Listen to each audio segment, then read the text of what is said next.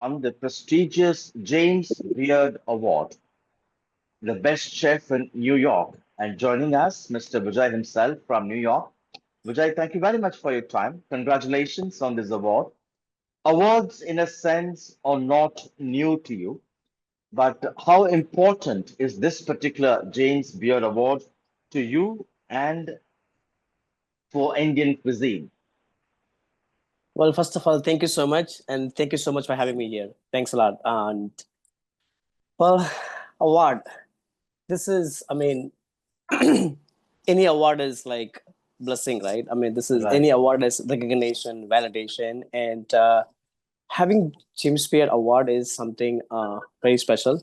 And definitely it's one of those prestigious award which has been they've been doing it for for many years. And this award is for it just not just it's not just for me, it's just for the chef who's been trying to do the Indian cuisine. And it's it's just it's a responsibility. It's not just a validation recognition. I think it's a responsibility. Right. Yeah. Yeah. And, and Uh, and the thing is, sorry, one more thing I was going to say, like James Beard Award again, like why it's special, because there has been many years, and an Indian, I mean, it's kind of historic. I mean, if you think about it, this is probably the time that they started looking into Indian cuisine, they're rewarding Indian cuisine, the recognition Indian cuisine too. So I think it's a kind of historic moment, and it's definitely a blessing, and it's a lot of responsibility. you come from a village in Tamil Nadu in Dindigul district, and in your acceptance speech, you fondly remembered your grandmother and your mother. Tell us about their role in shaping you as an international chef. Well, definitely they play a lot of role. And if you think about India, the whole India, every single household, the mothers and grandmothers, they are the one who cook our meal, who for their whole life. And sometimes we take things for granted. We don't even Right. like appreciate how much effort they put in to make a meal. They bring joy to a table, and it was just so fascinating to see them how much, like a heart and soul they put into make a food with the limited resources. Think about now. I'm here. I can just sit here, put some ordering request on laptop. It will get delivered tomorrow to the restaurant. And think about 30, 40 years ago when there Mhm. was growing up in humble villages. um there was no luxury of going to any market or grocery store, convenience store, or supermarket to buy your stuff, right? You just have to survive with your whatever limited sources that you have. From that they were able to produce such an amazing meal. And it was very fascinating to see them how they were cooking the food. In it actually gave me a lot of love and respect for them, what they did. And then it inspired me to cook also. And also there was so much thing I learned from it too, like picking up ingredients and cooking the food. Like, even though if they cook some humble food with the simple ingredients, but they still make the best out of it. So those are the Right. things, so it's very inspiring. And also, I'm very, very incredibly thankful to my grandmothers, mothers. And then I think this all also this award goes to like so many mother and grandmother in India and all over the world. Like, When you decided to pursue culinary art as your main course of study, did they welcome it? definitely not. I was one of those Indian kid who wanted to be an engineer.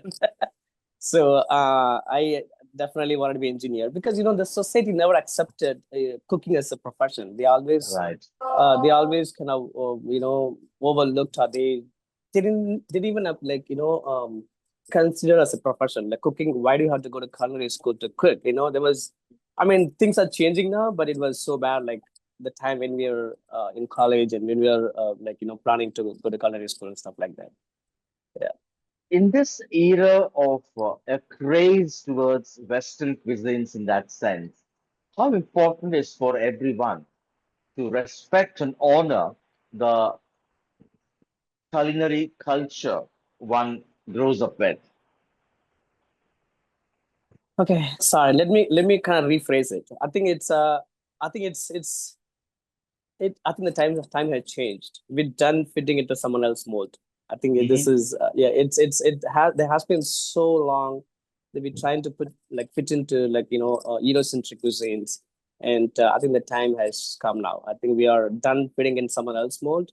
We have to respect our own cuisine, and we um our cuisine is like, if you think about it, it's like 2000 years old cuisine, which is one of the most, like, in terms of language, culture, cuisine, like, India is one of the oldest country in the world with everything, the cuisine, culture, everything, right? For so long we just didn't we were trying to put it in someone else's mold instead of, like, recognizing or having our own identity, which is, I think it's a time to change. I think it's definitely changing now. When do you think Indian cuisine will become globally well known? Like, for instance, the pizza, which is now well known around the world. When do you think any such Indian cuisine will be widely recognized around the world and would emerge as a global cuisine? Well, I think it's already started. It's already started. I mean, Indian cuisine, like, it's not just one. Like, we don't really. We have to stop generalizing Indian just with a few dishes, like, let's say, butter chicken and Right. things like that, right? So, I mean, as soon as we stop that, I mean, it has changed now. It has been changing, and yeah, it will start recognizing globally more than pizzas. I mean, the thing we will do, we'll have a lot more potential to do more than pizza. Any particular popular Indian cuisine you think have the potential to go global that way? No, I mean, I think like I said, like, Indian cuisine is one of the oldest cuisine in the world. I mean, it's not just the one particular cuisine. Every state has their own cuisine, right? If you go to Tamil Nadu, even South India, every state has their own cuisine. And within their state, let's say if you go to Tamil Nadu, within Tamil Nadu, there's a lot of micro-regional cuisine. I think every state has own identity, own flavors, and own taste. And then if you do it right, if represent it properly, I think it will go global and beyond global. Any examples you can share, like idli dosa, which could potentially go global? I feel like dosa can go global. It's already kind of going. I mean, not just dosa. Again, so we don't want to get into again that again. It become only butter chicken is about Indian cuisine. So we don't want to associate it, just dosa as like Indian cuisine, right? I want every single dish to come in the limelight in terms of Indian cuisine, not just like one particular dish, right? Like, I think if you go to Italy, I don't think that they have only pizzas. I'm sure they probably have a lot more pizzas too, and we don't have to generalize one cuisine with one particular dish. Everything has to be recognized, and everything has to be represented properly in the right way. Presently, would you say Indian cuisine is underrated globally? uh Sadly, yes. For a while, it was. I mean, now I think as you can see, there's so many movement that's been happening, like, globally, like London, Dubai, New York. Like, things are definitely changing. It was overlooked for a while, for, for such a long time, which is Right. kind of sad. And I think it's time. Time has come. I think it's changing. Any particular areas where we lag behind in terms of projecting these cuisines well to the international market? Again, just we're trying to, like, get into someone else's mold. We are not being who we are. I think that's probably one of the Right. reason it's kind of That's pulling us right. back. It's I think that it's if you I mean, like, I think I'm repeating this again. Like, I think it's one of the oldest cuisine, the most flavorful food cuisine in the world, and never. We always afraid of cooking our own food. There's a lot of misconception. Oh, nobody can eat spicy, or, like, we have to dilute the water down the food, or dilute the spiciness and spices, and, like, we try and fit into someone else mold for such a long time. Right. Like, that's probably one of the reasons we were so behind. I think if you're trying to be who we are, the food is there already. Like, we don't have to do anything. Just be who we are. I think the rest everything the whole will definitely appreciate it and accept It's it. great to see. It's great to see you as the best chef in New York. With online food ordering, food delivery becoming the norm now increasingly, is the chef being less valued in that sense. People get their food ordered, and the culture of loving good food is shifting towards buying food, what's easily available, looking at that as a source of nutrition. Well, I mean, it's see that nowadays the world is changing, right? Like it's a very fast life. I mean, a lot of them don't have a time to go to restaurant I mean, in a way, it's kind of good, but they still like they order food and eat it. But I mean, the real luxury it comes when you all gather together, eating and sitting at a table and share the food and love. So you know what I'm saying? That's probably I think we're slightly missing it, but I still think that people go on weekends and they gather together, they eat together, they spend time together. That's a real luxury, right? You can get some food, like, get it delivered and then sit on a table alone and eat it. But that's not the luxury. The luxury is you have to eat together, share Right. your love with your family and friends. That's the best part. I went through the names of some of your beverages: Silk Smita, Whistle Podu, Saliva. Mm. Are you by any chance a Rajnikant fan or a Dhoni fan? I do have such a respect for Rajinisar and all the Tamil movies and all the Indian movies. And besides me, all the names were named by Chef Chintan, who speaks Gujarati, who has Right. a fond memories of watching South Indian movies, who loves South Indian movies, and he's a fan of Rajinisar and so he's the one who came up with all the name, by the way. So credit goes to him. And what And he's next? by the way, he speaks Gujarati. He doesn't even speak Tamil, but he named all the Right. Tamil names. Yeah. And what next? Uh, Trying to do the best we can do, and then keep pushing it. And yeah, that's it. I mean, just like my goal is like I mean, our goal is collectively. We always like to do the best we can do. Right. There is no, let's do something just to get accolades or just to like no, just I think just cook from the heart and continue to do your best, and then rest everything will fall in place. Tell us about your restaurant, Sema. Sema is an exciting name, lovely name. Okay. Again, Ashok Chintan.